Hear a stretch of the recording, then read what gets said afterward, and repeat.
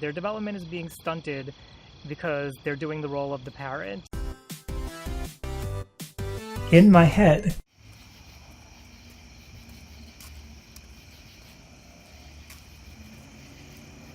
Hey there everybody, if you're new here, I'm Ryan Liberty. I do mental health videos Monday through Friday, and I specifically work to humanize mental health. So if you think that mental health needs a little bit more humanity in it, hit that subscribe button, hit the bell after you hit subscribe to get notified every time I do a new video. Tonight we're going to talk about enmeshed families and what are the characteristics of families that are enmeshed. These are not good families to be a part of. It sucks. We're going to talk about what that means.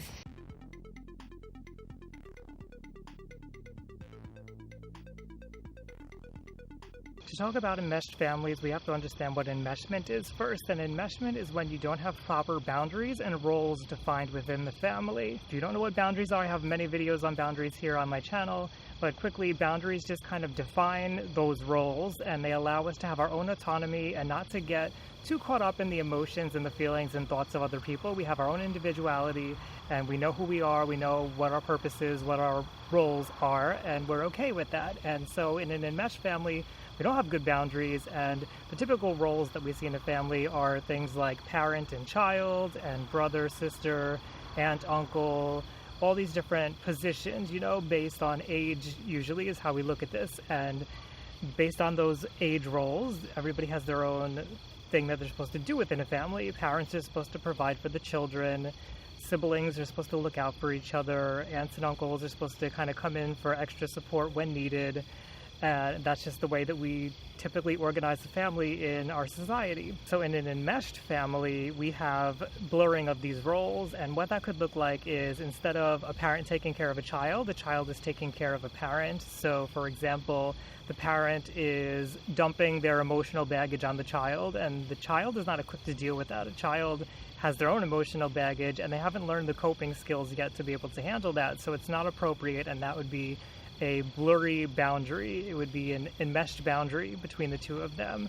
A different way to look at that would be the child reprimanding the parent and bossing the parent around and deciding what the parent should be doing, almost as if a parent is a friend. So a parent is not meant to be in a friend role. A parent is meant to be in a parental role and guide the child and get them to understand what's right and wrong and to teach them the skills that they need to be able to cope with life. So when you have a parent acting as a friend or a child taking care of a parent, they're not learning the things that they need to learn, and this is where it becomes a form of child abuse in the fact that you're neglecting the child and you're not meeting their emotional needs and sometimes their physical needs as well. You can see the same kind of dynamic playing out when a parent puts an older sibling in charge of raising a younger sibling. That is not the purpose of that child. The child is still learning how to handle their own things, and when they're taking these roles of taking care of the other children in the family, they're not developing themselves. Their development is being stunted because they're doing the role of the parent. And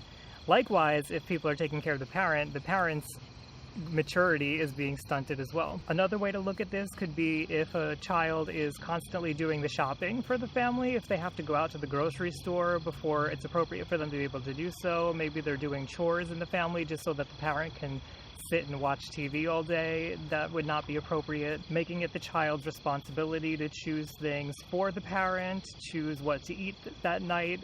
You know, asking them and including them, of course, is healthy, but when you make it their burden and they have to decide what to cook and they're going to cook it themselves, that would be an enmeshed boundary. Okay, well, I keep getting interrupted. I can't seem to find a peaceful place to stop tonight, but this seems like an okay place. Before I continue on, if this sounds like you, if you're somebody who has trouble with boundaries with people, I have free worksheets up on my Patreon page. Go ahead and check those out. I'll put the link up here.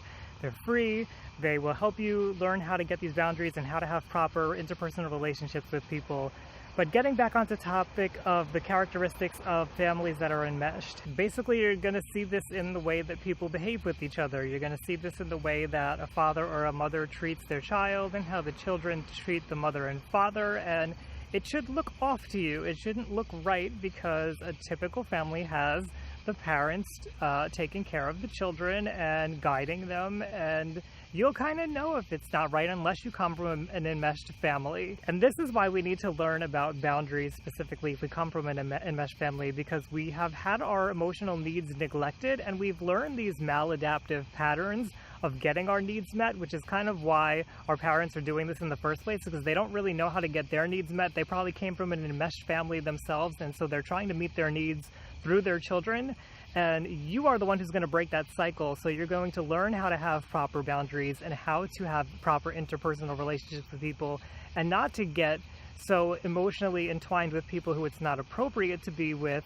And that is your job if you come from an enmeshed family. Because we're talking about neglect very often when it comes to children who are in these families, we have to be cautious that sometimes something like reactive attachment disorder can develop, or disinhibited social engagement disorder, which then can progress into personality disorders depending on how the person's life goes. And to avoid that, we need to intervene and teach the parents how to have proper parenting skills, and teach the family as a whole how to relate to each other and how to respect each other's roles. I should make an important distinction here, which is that it's okay every now and then for boundaries to become enmeshed in a family. That's kind of normal when you're going through a stressful time.